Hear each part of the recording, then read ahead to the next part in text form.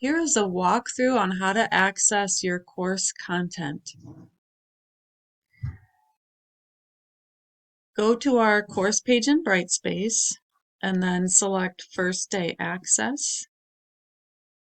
Click on the Barnes & Noble link.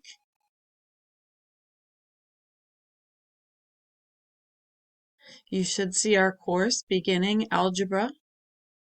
Push the green button to reveal access code.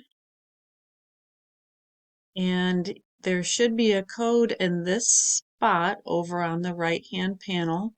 Push the button to copy. The code is now in your clipboard. I'm going to go back to our course home and then select MyLab Math. Go to Pearson and it should take you to a place to set up access to our course content. You'll need to paste the code that's copied to your clipboard. And if you don't already have a Pearson account, you will need to establish one. I recommend using your Corning email account. So you would click on this Pearson button.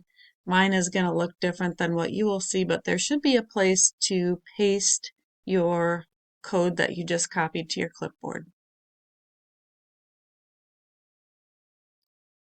And then when you need to do homework from now on, just go straight to MyLab Math. Doing the first day access was a one-time process.